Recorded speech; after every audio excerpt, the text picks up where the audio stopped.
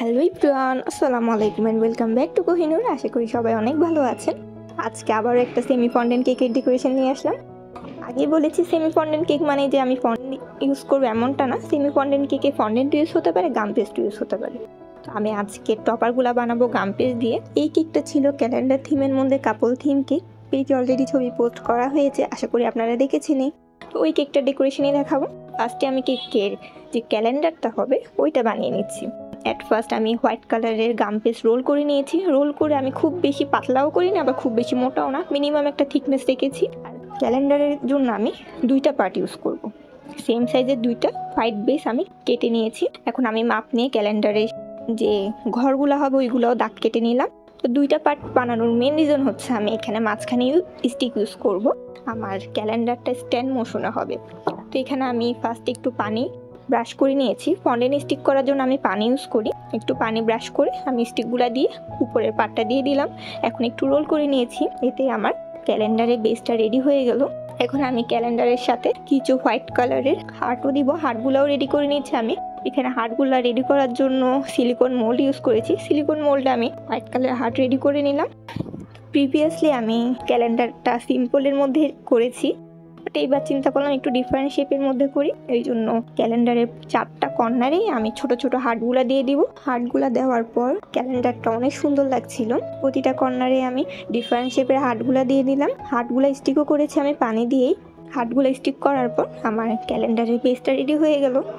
আর অবশ্যই গাম পেস্টগুলো আগে থেকেই প্রিপেয়ার করে নিতে হবে। স্টোর থেকে এনে সাথে সাথে গুলা দিয়ে টপার রেডি করা যাবে না। এখানে সিএমসি পাউডার মিক্স করতে হবে। আর রোল করার জন্য আমি এখানে ইউজ করছি কর্নফ্লাওয়ার অ্যান্ড সিএমসি পাউডার। এই দুইটা অবশ্যই লাগবে গাম পেস্ট কিংবা ফন্ডেন্ট দিয়ে কাজ করতে গেলে।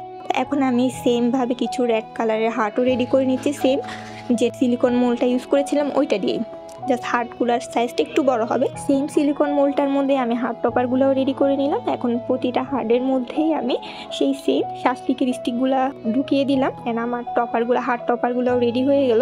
হার্ট টপারে কালার আনার জন্য আমি রেড কালার ইউজ করেছিলাম। অয়েল বেস কিংবা যে কোনো জেল কালার ইউজ করলেই সুন্দর রেড কালারটা চলে আসবে, কিন্তু ওয়াটার বেস কালার ইউজ করা যাবে না। হার্ট টপারগুলো রেডি হওয়ার পর এখন আমি কেকে যে উইশটাই দেওয়া হবে ওইটার জন্য নেম প্লেট রেডি করে নিচ্ছি। টেমপ্লেট রেডি করার জন্য আমি এখানে হোয়াইট বেস নিয়ে হোয়াইট কালারের গাম পেস্ট নিয়ে রোল করে নিয়েছি অ্যান্ড বউয়ের মতো দুই সাইডে কাট করে নিয়েছি সিম্পল। আর ছোট ছোট দুইটা রেড হার্ট রেডি করেছি। এইগুলো আমি কেকের যে উইশটা হবে এই টেমপ্লেটের মধ্যেই দিব।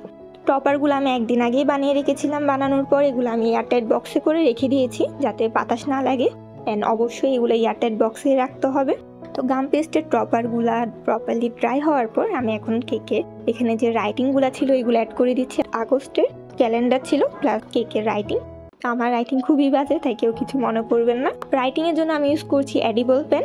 এডিবল পেন বলতে এইটার ইঙ্কগুলোও খাওয়া যাবে, এগুলো পুরাপুরি এডিবল। এই এডিবল পেনগুলো যে কোনো কেক মেটেরিয়ালস শপে পেয়ে যাবেন। আর আমারটা আমি কিনেছিলাম শপ সিস্টার্স থেকে, ওইখানেও পাওয়া যায়, ওইখান থেকে নিতে পারেন। আর এডিবল পেন দিয়ে লিখার ক্ষেত্রে যেটা করতে হবে, অবশ্যই ফন্ডেন্ট কিংবা গাম পেস্টটা পুরোপুরি ড্রাই হতে হবে। ফন্ডেন্ট কিংবা গাম পেস্ট যদি ড্রাই না হয় ওই ক্ষেত্রে লেখার সময় দেখা যাবে ওইটা উঠে যাচ্ছে জায়গা থেকে, লেখা যাবে না প্রপারলি। আমার টপার রিলেটেড যে কাজগুলো ছিল এগুলো পুরোপুরি কমপ্লিট। এখন আসি কেক ডেকোরেশনের মধ্যে। ফার্স্টে কেকের মধ্যে আমি হোয়াইট বেস দিয়ে ফাইনাল কোটিং করে রেখেছিলাম। এই কেকটা ছিল চকলেট ফ্লেভারের মধ্যে 2 পাউন্ডের। তো এখানে আমি একটা নন এডিবল স্টিকার দিয়েছি। এই স্টিকারগুলো যে কোনো ফটো প্রিন্টের শপে আপনারা পেয়ে যাবেন।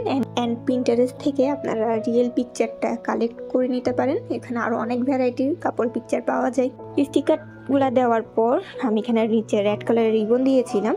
রিবনটা কিন্তু খাওয়া যাবে না, এটা নন এডিবল, জাস্ট ডেকোরেশনের জন্য ইউজ করা। আর তাছাড়া কেকের মধ্যে যে হার্টগুলো ইউজ করেছি ওইগুলো আমি চকলেট দিয়ে করেছি।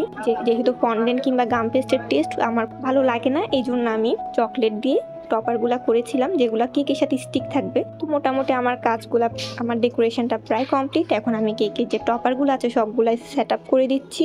সেট আপ করার পর কেকের যে উইশটা ছিল ওইটাও দিয়ে দিলাম। আর ক্যালেন্ডারের সাইডে আমি গোল্ডেন কালার এডিবল ডাস্ট দিয়ে কালার করে নিয়েছি।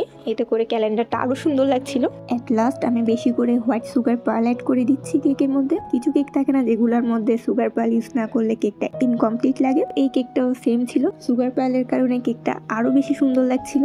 এখানে হোয়াইট সুগার পার্লের পাশাপাশি আমি গোল্ডেন কালার সুগারও অ্যাড করে দিব। এতে করে আমার কেকের ডেকোরেশনটা কমপ্লিট হয়ে গেল। যেহেতু আমার ডেলিভারিটা রাতে ছিল, এই জন্য কেকটার খুব একটা সুন্দর করে ছবি তোলা হয়নি। ফন্ডেন্ট কেক নিলে আমার এটাই ঝামেলা লাগে, স্পেশালি রাতে ডেলিভারি থাকলে আমার খুব বেশি মন খারাপ হয়, কারণ আমি প্রপারলি ছবি ক্লিক করতে পারি না।